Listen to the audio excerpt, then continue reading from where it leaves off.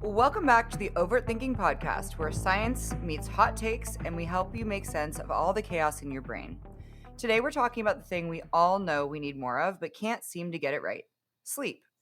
If you've ever said things like, I feel wired and tired at night, like my body and brain are just not on the same page, or I just can't shut my brain off, or I eat clean, train hard, and I still feel run down, what gives? Well, this episode is for you.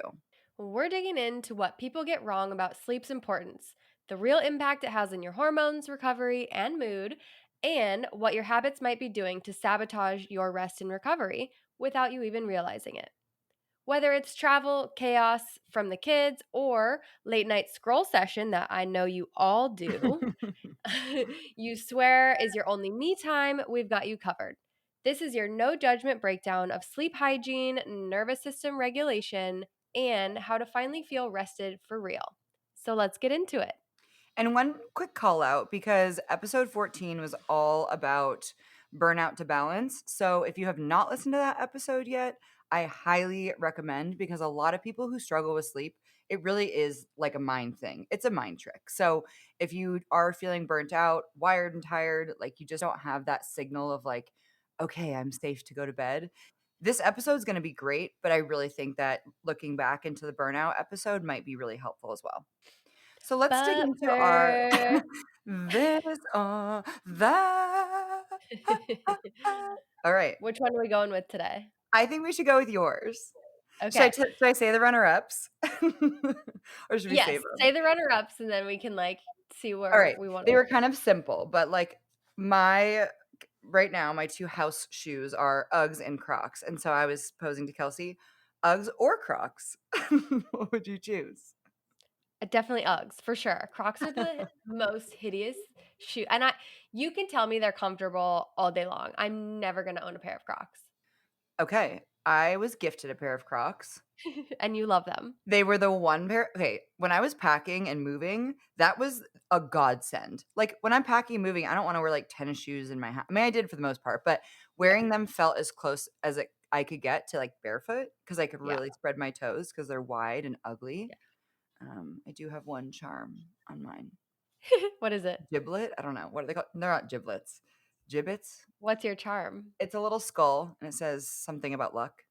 I love it. Good luck, yeah. So our What's the real actual this one? or that today is one that I love to ask people all the time because I have a strong opinion on. Whoa, weird. Uh, which is, would you rather do karaoke? Could be any song.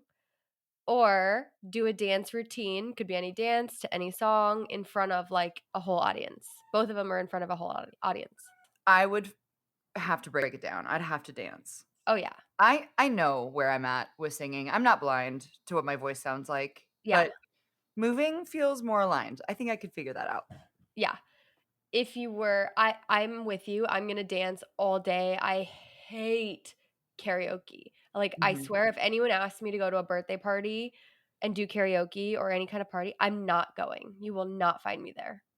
There are certain karaoke songs that are 101% of the time crowd pleasers. Yeah. When it's time for me to choose what my song is for karaoke, I have no idea what to sing. Yeah.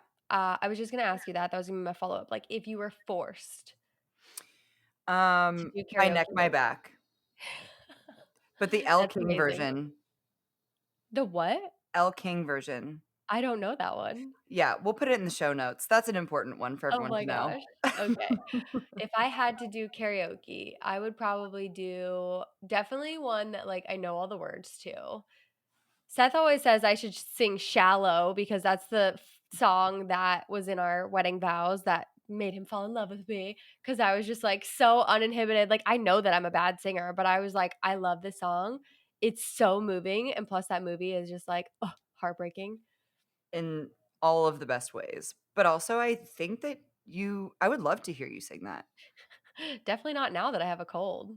Let's dive into some sleep, because we do know that it is one of the main thing. Well, first of all, we're all humans, so we got to do it, right? We got to recharge our battery. We got to sleep at night. But for whatever reason, and we'll go into those reasons, a lot of us mess it up, and we either don't sleep enough, like we get to bed too late, or we have to wake up really early, or, you have kids or partners who are wanting to stay up later than you. Maybe you've had a really busy day and and you're just like starving because you haven't fed yourself enough, so you eat and then you stay up later. I mean, there's a lot of problems that people face with sleep. What have you seen? I mean, I think it's a largely a priority thing too. Like I've been in this boat where I'm like, I can't stop scrolling because I feel like I'm either gonna miss a news headline or it's just like it's the dopamine cycle where you're like, next one, next one, next one, next one. And it like gives you that slow drip, like a hamster sipping water where you're like, I need the next thing. But like it's not helping you, even if you like in the moment while you're scrolling feel calm, it's not helping you. And we'll get into some of the like supported studies of like why screen time or blue light could be impacting your sleep. But for me personally, and like a lot of my clients, they'll come into like their morning sessions and they're like, I just feel so tired today. And I'm like, okay, how long? What time did you go to bed? Oh, I was up later than I wanted to be. Why? I was scrolling. Yep, that's what I thought. Or I was working too late. Like, we understand that we all have important jobs. Like we've got to get our shit done. But sometimes you have to set those boundaries and I know that it's hard and I'm saying this from like a place of privilege, right? Where like I get to shut off at 5 p.m. every day. And if that's not something that is feasible, just do your best, right? Like set it to like 10 p.m. if you have to and just, you know, that's my Right. experience. I think you touched on something good. Like, yes, we are speaking from a place of privilege. We don't have kids, we have dogs, and we really kind of are in charge of our schedule. So Yeah. I think that the phone kind of is like the chaos that maybe like parents or, you know, people like with live in partners like you who maybe stay up later, like, the child Mhm. adult. If people are struggling with that, it's sometimes easier to set boundaries with other people than it is to set boundaries with yourself. Totally. I have been struggling with this a lot, and I've talked about that a lot in the last episode, so I won't get into it. But instead of shame and blaming everyone listening to this about, oh, you're not getting the ideal 7 to 9 hours, let's just talk about how to really move the needle by like 1 or 2%. Yep. Because once you get that little hit of dopamine and that one morning where you wake up and you're like, "Wow, this is what it feels like." It's so worth it, and then you're gonna get the snowball rolling. So what we wanna do is help you move the needle by like 1 or 2% for like 1 or 2 days, Yeah. and then it will be on your own to try to let that ball roll. And to your point, like all of this is behavior change, just like with nutrition, just like with starting a new workout routine. It's all behavior change. So it's going to feel really hard at first. Mhm. But the more you can set those boundaries of like, okay, this is the person that I want to be, and these are the steps that I'm going to take to get there, the easier it's going to be. And then you get to the other side where you're like, okay, instead of scrolling my phone until 11 p.m., I'm going to set my screen time to turn off at 10 p.m. And then I'm going to give myself that hour to read a book. Even if it's an ebook, that's going to be better than like doom scrolling Mhm. or, doing a little bit of breath work before bed, doing a meditation. And then that becomes the new norm. And then you start looking forward to those instances instead of the doom scrolling. Like, Right. I'll get into this later, but my phone turns on at 8 p.m. I can't use any of my apps. It's an automatic feature. And it's been the best thing that I've done for my routine. And I did it a week ago, and the number of times I've been so frustrated that I can't even like the fucking weather app. Yeah. My weather app. I mean, I need to ask you how to edit it, but I literally turned it like, my phone is, like, not able to be used after 10, Yeah. and I've had to battle with myself a lot over the last week of, like, "Do you need to check the weather right now? You Yeah. can Do decide what you? you wear tomorrow. Tomorrow." Yeah. Do you need to check the weather? Do you need No. to answer your emails at 10 PM? No. Do you need to like make your brain more stimulated at 10 PM? No, you probably don't. It can wait till 6. But you But know what? My little reptilian brain wants to be stimulated at night, okay? yeah. So, this is what it literally turns your apps gray. You click them and you have to say, "Do you want 1 minute, 15, or are you saying completely fuck it?" So, in that moment, I have to decide How important is this? yeah, how important is my sleep to me? Yeah. Last night, it wasn't important, and I had to show myself that by saying, "Ignore for today," on multiple apps. There were times last night, and I was studying myself, that I literally looked at my phone, and I was like, "What app should I open next?" I didn't even know what I wanted to do, I just wasn't Yeah. ready to go to bed yet because I didn't feel safe yet to go Mm, to bed. mm. And I think Maybe you read touched it a on book something. instead. Exactly, and that's what you touched on, which was so important, is that going from scroll to pillow is, like, almost impossible. Like, I've known a couple people who can do that, like, partners in the past, but, like, Yeah, for me, and I think a lot of us who struggle with burnout and this, like, wired and tired, like, busy brain, we think that, okay, one more scroll is gonna help me reach that dopamine hit because 'cause you're getting, like, a little edging of dopamine, yeah, but then you need, like, a little buffer, and yeah, for some people, it can be their evening routine, like brushing your teeth, washing your face, like, that can feel, if you really will it to feel relaxing, but even if you're scrolling and you're busy-brained, you are still in sympathetic state. You can be relaxing on the couch and still be in sympathetic state. and be It's like, charged for the outside world.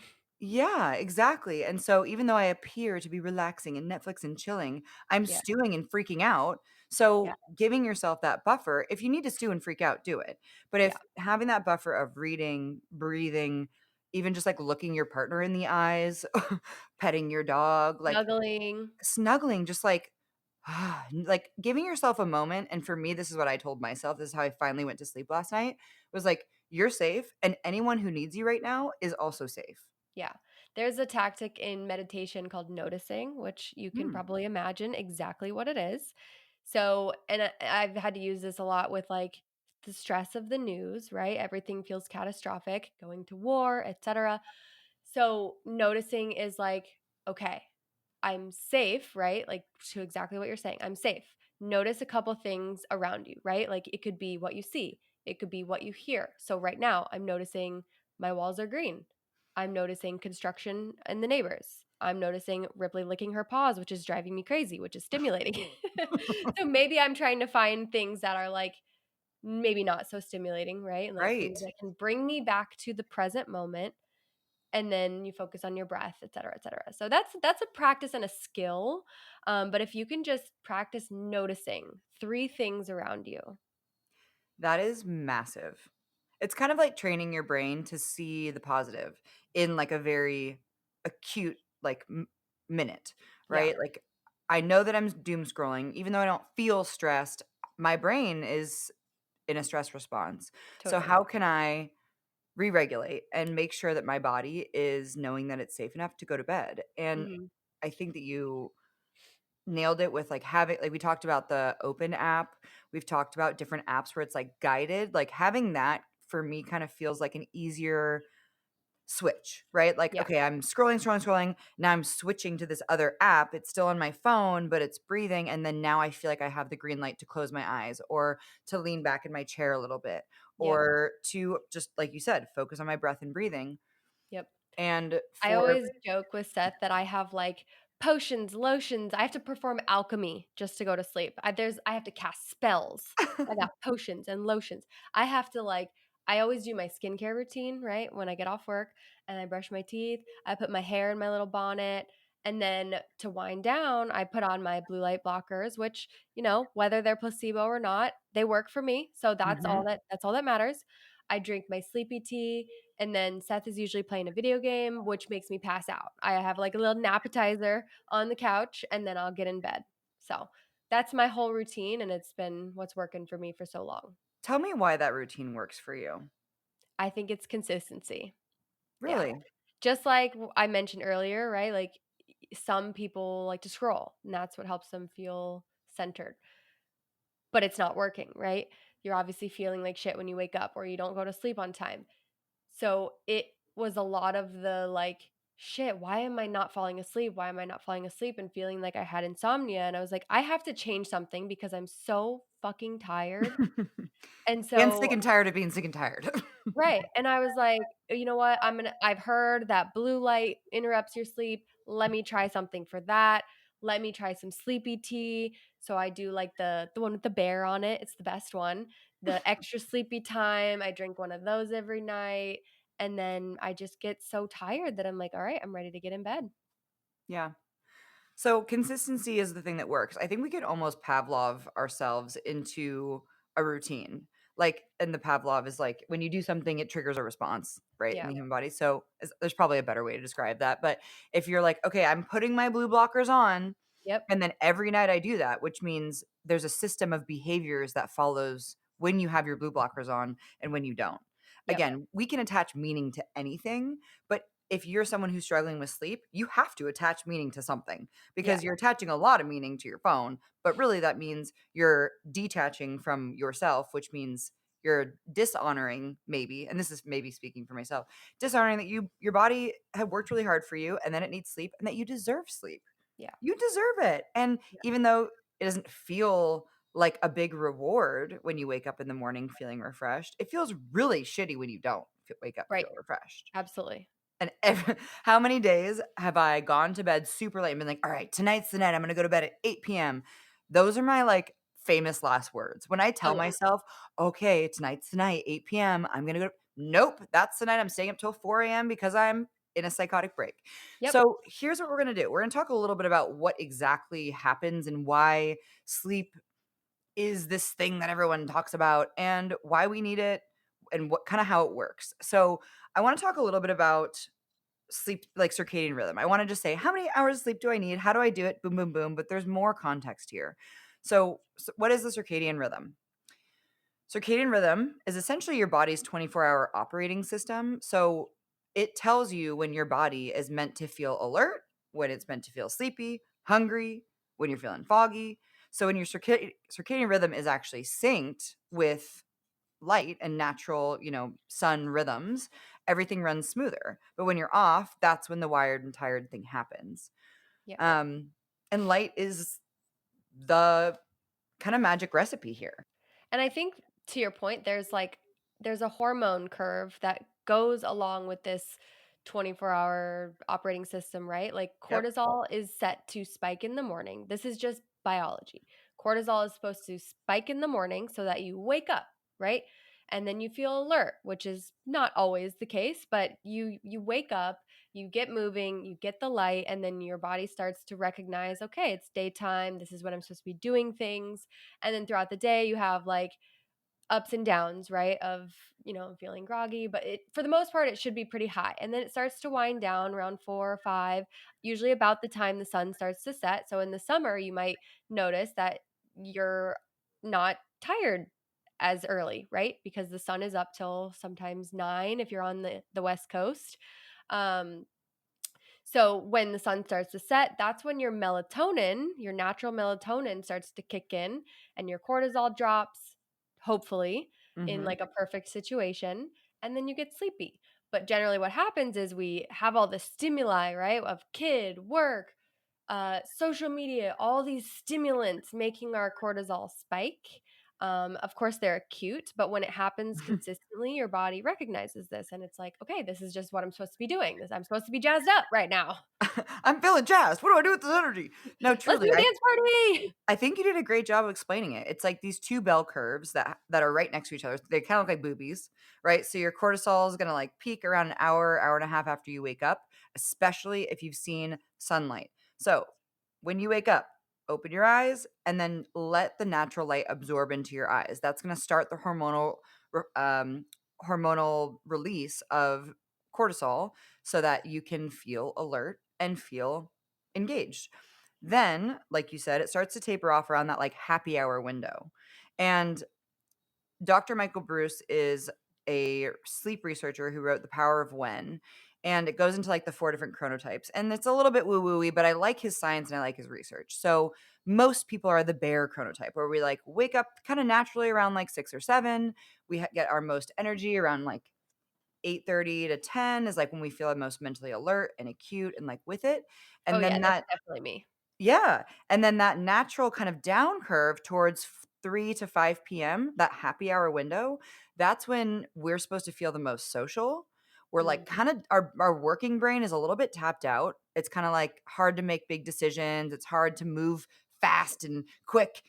yeah. That's kinda more cortisol dominant activity, but in this weird crux where your cortisol is kinda down and your melatonin's starting to rise, that's when we grab our 2nd or 5th or 10th cup of coffee, Mm, right? where it comes the problems. That and sometimes that is the problem. Maybe it's a happy hour drink, maybe it's a cocktail, maybe it's a snack, but there's something in that window that a lot of us need to kinda anchor down.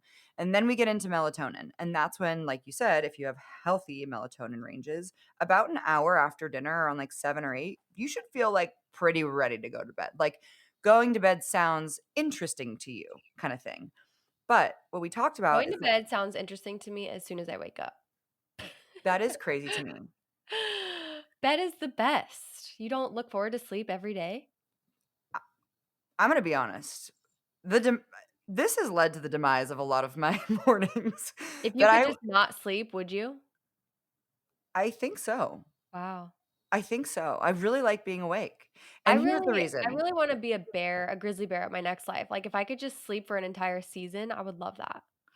I think you were. Yeah. Yeah. I think that gives spirit animal. So, yeah, I won't get too much into it. So you made a note here of like the modern habits that do disrupt your sleep system, right? This bell curve. Mhm. And we've touched on them throughout this episode already, which is screen time, erratic schedules, even weekends where you're trying to catch up, right? You're trying to catch up on this sleep debt. Those can confuse your internal clock and sabotage your future sleeping, right? Like I wake up at 4:50 every day so that I can start my 6 a.m. clients. And I have gotten to this place where I even wake up at like 5:30 on the weekends. And Yeah. it just feels like natural at this point. Like it doesn't feel I'm not like, oh shit, I wish I could sleep in. Of course I wish I could sleep in longer, but I'm up. I'm ready. Like my cortisol is fucking churning. I'm excited to get that first cup of coffee. I do a little reading and then I get my day started. Even on Saturday, right? But I'm not going out too often, so then I still go to bed at like 9 o'clock or Yeah. so. So the consistency in the routine helps you stay engaged with this routine, and even though the timing is a little different, like you sleep in a little bit on the weekends, it doesn't throw everything off because what you're doing and the intent behind it is the same. So if Yep. you're someone who's like a shift worker, like a nurse or a Hmm. firefighter or someone like that, your circadian rhythm is going to be fucked up. That's just how it's gonna be, okay? Yeah, But let's work unfortunately. within what we can do. So when you are able to have a normal routine, do it. And even on the days that you're on shift, still try to bring a semblance of that routine, even if it's not the quote unquote right time, Right. or yeah, just to again Pavlov yourself into being like, okay, it's bedtime. And then that way when you go back home and you go back to your home routine, it doesn't you don't have those 1 or 2 days where you just feel a little off because you're like, no, I put my blue blockers on, I brush my teeth, I do my face, that's Yep. your distance. And I think for a lot of us who are very busy brained and like active and hard chargers, it's like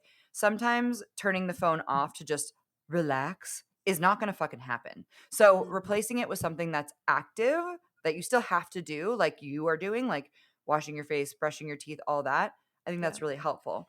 This So is where I feel like TikTok, when they made the dopamine menu, even on Instagram, I think this is the thing. The dopamine menu comes into play. Like, have a list of things that bring you joy, right? Like, other things that you could do that is not just scrolling. Like, maybe you get one of those paint by numbers. Maybe you get a coloring book. Maybe you get an actual book. I don't know. Let's come up with a list of like a dopamine menu. Like, what are other things that you would add? let's make that exactly what you just said. Let's make that for everyone. Maybe Dopamine make a menu. charm bracelet. Yeah, maybe remember those friendship bracelets where you're, like, Yes. weaving and, like, tying knots? I Yeah, take probably up knitting. That's probably the last time I felt relaxed. Mm, Girl when we were, Scout like, camp. 13. We were Yeah. 13. So, So, what's the ideal amount of sleep someone should get? good question. I mean, obviously, there's so much research on sleep, especially now coming out, and like you said as well, there's a lot of, like, good science and not. Like, based on the research, 7 to 9 hours is ideal. Okay. If you're like, I'm getting 4 or 5 hours, then try to get 4.5 or 5 hours. Yeah, And honestly, if you can do that and if you can make that change, I will celebrate that every single day with you. yep, Getting 7 to 9 hours of sleep is an effort. Think about how many times or how much effort it takes for you to work 7 to 9 hours, right? Like, you have to, like, prepare and get everything ready. You don't have to actually do that with sleep. You literally just have to close your eyes. mhm, So, I think getting into sleep is, really the hardest part. And what yeah, most people get wrong about sleep. Like you said, they think that they can catch up, they think that they can like ignore light exposure, but the reality is that all of these things are helping you get in to that window. Um 7 is like the science-backed minimum to support optimal brain and memory function. Um science also says that 6 hours leads to measurable drops in reasoning, memory, decline in brain volume, like your ability to make decisions, and then increases in disease markers. So if you are someone who is, 6 hours or less, it does it. Let's fix it together. Let's fix it. At least Yep. a little bit of 30 minutes, extra thirty The only minutes. rule is do your best. That's That's the right. only rule. Should we talk about some solutions for people? Let's give the people Yeah. what they want. Let's fix the Give the sleep. We'll give the people what they want. So we'll call these your hot girl hacks that actually work. So first one is going to be the phone curfew. So putting your phone to bed before you go to bed. So I like to do an hour. You could do 30 minutes, you could do 10 minutes. Just set that boundary. Once again, set the boundary for yourself and then pick up another dopamine hit somewhere else, right? Like Right. find something that's going to bring you down. And it's not just about avoiding screens. It's also about just avoiding stimulation in general. So late night texts, Instagram scrolls, or like one more email, or I'll set up this email to send tomorrow morning so they don't know I'm Yep. up so late. Like stop Mhm. doing that. That is Yep. not sleep mode. You are in grizzly bear. What's that term? Hibernation zone. You need to Yeah. access your hibernation, girl. Yeah. So Put creating the a lion clear away, bring the bear out. Bring the bear out and creating a clear, like, power down window like we talked about, like, Yep. having a little buffer, even if it's, like, 10, 15 minutes, the more I would say, this isn't science, but this is an opinion, the more wired and tired you are, probably the bigger that buffer needs to be. So, if you're like me and you've been running on fumes for a little longer than you should have, maybe I need to Mhm. actually allocate an entire hour to that. But if Yeah, you're maybe someone who's even 2. routined and maybe even 2, baby. Yep, yep. Good catch. But if you're someone like Kelsey who's more routined, Yeah, you can get maybe away it's with a little less. yeah, maybe you can get away with a little, like, 10, 15 minute. Yeah. So, kind of touching on the screen-free swap, like we've mentioned the dopamine menu, like maybe everything works in like tangible goals, right? Tangible actions. So, set a goal of like, okay, I'm going to read, even if it's an ebook, 10 pages. See how you feel. Honestly, when I open a book, a physical book in bed, I can't make it 2 pages before I'm like the book is closed, I'm conked out. Which is a good thing, which Right, is a that's great exactly what I thing. want. Okay, my crazy brain was like, "Okay, I can't open up a physical book because then end if I'm, like, done reading in the middle of a chapter, I, like, won't forgive myself." So, like, Really? that's so silly. Like, You I don't have know to if make anyone it. like, I have to make it to, like, the next, like, break in which isn't true because I reread shit every single time. Yeah, So yeah, if you're someone like me, like that, just read a couple pages, it doesn't matter where you land. yeah. Also, like we touched on with phones, put your phone on do not disturb. Like, every time Mhm. your phone lights up, even if it's not around you, your eye sees that light, especially if you're, like, in a dark room, as you should be. So Yep, no work emails, no group texts, no big decisions, no like I have been fucking around with your apartment and like putting things together, like all that stuff can be done in the morning time.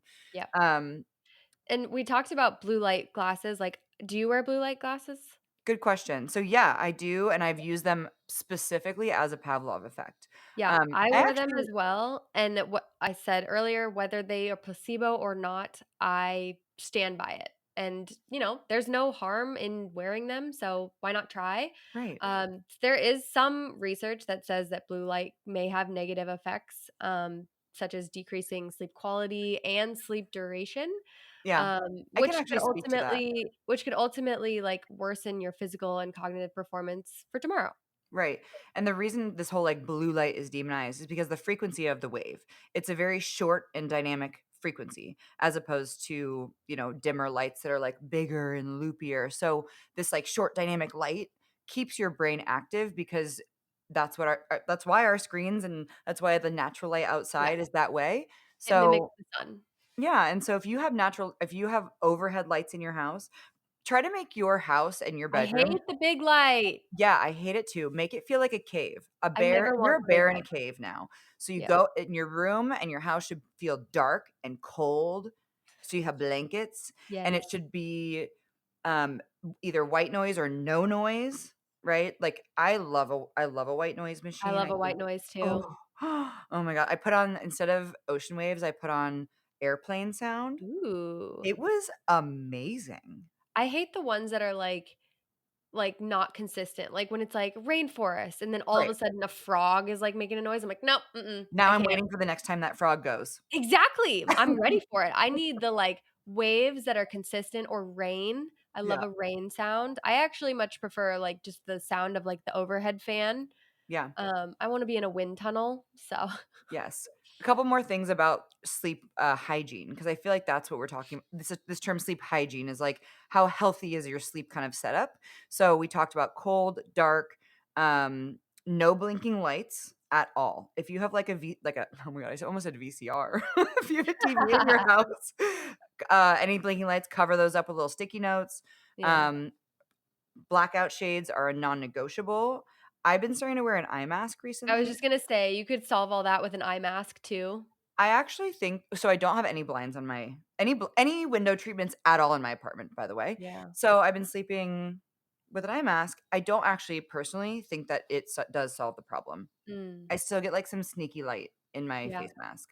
I can see But that. I also think that the research shows that, the things that we know about light, but also it can be conflicting. So just find the thing that works for you and gives you that little Pavlov effect. And then sheets and how you sleep, like, your sheets should feel comfortable. They should feel cool. They should feel, like, soft to you. And if you are struggling with wake ups in the middle of the night, like, where you're like kind of adjusting and tossing and turning, one or two is totally normal. That's like expected as a human for you to like toss and turn one or two times a night because your body doesn't want to like rot in the same place. Like it needs to move its blood. But if you notice that you're like waking up more than that, sleeping naked is actually one of the science shows sleeping naked. It really The does. science is this Brie science? Yes, it really does show that it can help you stay asleep longer because you're less distracted by your clothes. Mm. So it's very I mean, I interesting. hate sleeping in pants and socks, so I can see some of that, but I think That it's can like a throw off personal temperature. thing. I think Yeah. it's a personal thing. Well, yeah, it is a personal thing for sure if that, like, makes you feel uncomfortable, obviously, Yeah. you will not sleep, but it and sleeping with socks, I feel like, is a temperature regulation thing. I slept in socks last night by Mm. accident, and I was so hot. Ew, yeah, that sounds uncomfortable to Sweaty me. feet. Yeah. Yeah. Okay, let's talk about hot girl hack 3, number 3, 3. Reducing caffeine. reducing caffeine. We look at each other just like, we're not saying we're perfect, but we should all be trying to limit our caffeine intake, especially after noon. I'm totally making that time up. So just go with what feels best for you, right? Like if you're constantly reaching for that afternoon coffee and you're doing all the right things to set yourself up for good sleep success, maybe we need to reevaluate that afternoon caffeine and just have it a little earlier Yep. or even go for a decaf so you kind of get that hand to mouth process. Sometimes that's just what it is, right? Like, I don't even feel like coffee really wakes me up. I just feel like it keeps me from falling asleep. So I may not be more stimulated and ready, but I'm like, okay, I've had my coffee. I'm good to go. Yeah. And caffeine has a half-life about 5 to 6 hours. So Oof. if you're having that cup of coffee at 4 PM, then I'm it's gonna be up till half as 10. you're half as zinged up as you were Yeah. at whatever, 8, 9 PM, and Yep. again, it's not a if you love your afternoon coffee, that's have it decaf. Like, I'm not Yep. gonna take anything from you. Truly, I think habit transformation is all about swapping shit and tricking your brain into thinking that that's what it is. There Yep. have been so many times in the last couple days that I've had an afternoon coffee that was decaf, and I was like, "I'm ready to go." And, like, there is a little bit of caffeine, but it's the routine, for better This is or for also worse. my petition to say maybe you just need a big glass of water too. Cause a lot of times you don't actually need caffeine. You might just be underhydrated. And also, sometimes I feel really sleepy and groggy and, like, edgy when I haven't had enough fat in my diet too. Mhm. Totally. Yep. Yeah. Okay. And number 4, and this one isn't necessarily a direct solution, but it's going to be an indirect solution, which is eating enough calories throughout the day, because that's ultimately going to help you recover from all the exercise and all the mental demands that you have all day long. So we've talked about it episode after episode after episode. Those $1,200 1,200 calorie diets just aren't cutting it, especially for us women. We have a lot of processes that need the substrates from nutrition to keep our bodies going. Plus, you can't be underfed in the patriarchy, okay? That's exact So we need some muscles to fight this patriarchy, okay? honestly, so get enough food throughout the day. So if you're getting to your 2 p.m. crash, ask yourself, am I overcaffeinated? Am I underhydrated? Am I underfed? If all of those check out, you're good to go. Okay, maybe you're fine. Maybe you just need to reevaluate some of the other systems we've got going on. But the chances are you're probably not getting enough protein. You're probably not getting enough vegetables in your day or fruits to give you the magnesium and all of the nutrients that your body needs in order to make the hormones that it needs to like have a normal cycle. Yeah. Boom. I honestly, Ooh, I can't add a single thing. I love that. Yeah, and personal experience, like, I do notice, like, when I've been stressed and under eating, like, yeah, I'm sure that those are the nights that I'm staying up later Yep. and eating food and looking for that safety cue. So Yep. that's a great one. The one thing that's really been helping me with my sleep, as you can probably tell, I'm really struggling with my sleep right now, and Kelsey's a sleep queen. So I hope this is helpful to bounce back and forth between us. But the thing that has been helping me is like I feel almost mad at myself sometimes when it's like, Mm, "Oh, it's 10:30 and I'm still not feeling safe enough to go to sleep." yeah. So committing to, like, the morning time can be really, I think, really helpful. It's like, log your wins where you can, and so morning sunlight, this is the easiest thing to do. When you wake up, notice your surroundings, like Kelsey was saying, like, regulate your cortisol by just, like, identifying how where you are, how you feel, look at the sunlight, look outside the windows, and start kind of allowing your brain to welcome in a healthy dose of cortisol. Ideally, you're getting outside, getting some fresh air, maybe going for a walk first thing. Ideally, maybe 60 minutes of waking. If that's Yeah. not possible to you, then even just standing at the window and looking outside I just imagine you with your forehead pressed against the window, just like staring into the sun. because I literally can't open my windows here. Yeah. Yes. Yeah. Yes. So morning sunlight, and then conversely, a sunset. The more Mm, times you can watch the sunrise and sunset, the more you stamp into your brain, into your circadian rhythm, that that's what time zone you're working with. So, and that's like a little point for travel. Like if you're traveling internationally, do this. See as many sunsets and sunrises as you can because you're just training your brain to know when to be awake and when to be asleep. So you don't have to spend another $7 oat milk latte at 4 p.m. You can literally just use the natural sun like the yep. hippy dippy I am. Wanna You be. you are a hippie, I love it. Okay. So let's give the people what they want and just go through what an ideal morning and evening routine should be for them or things that they could continue to kind of look at eradicating to get the best sleep. Yeah, so I think it all starts, like you said, from the moment you wake up. So retouching on what you just said, getting that morning light. Like I wake up before the sun, so that's not generally like the first thing that I do, but I do have my coffee alongside with the water. I have my breakfast, and then by the time I drive to work, fortunately now in the summer, the sun is coming up, so I'm getting that, you know, daytime morning light. And then once I get off of work, I do my skincare, my nighttime routine.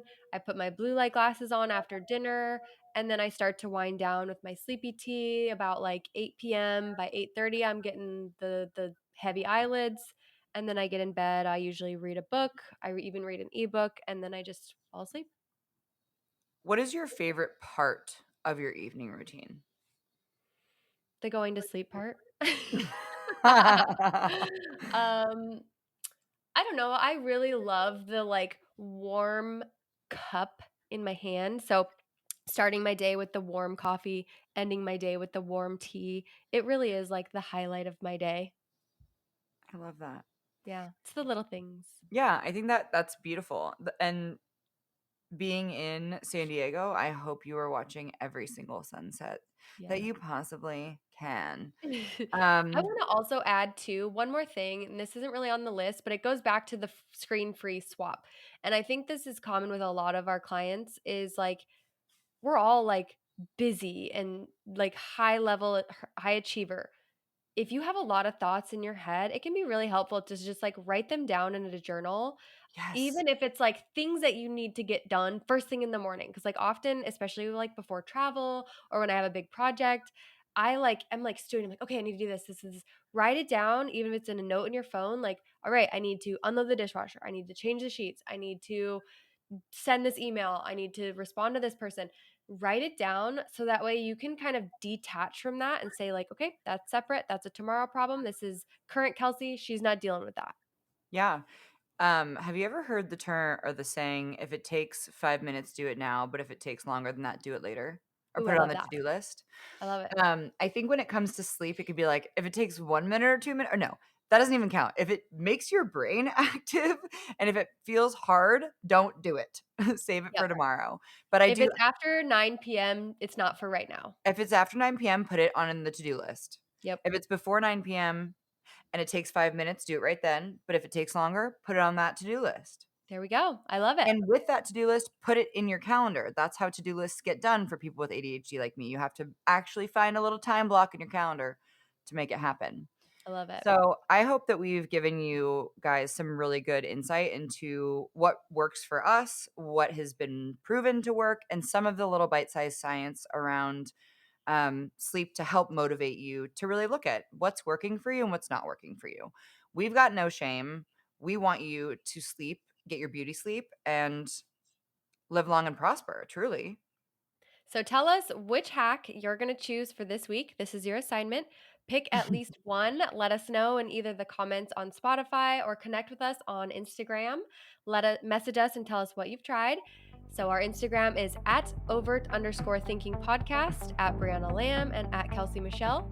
And we will see you In the in the next next episode. episode.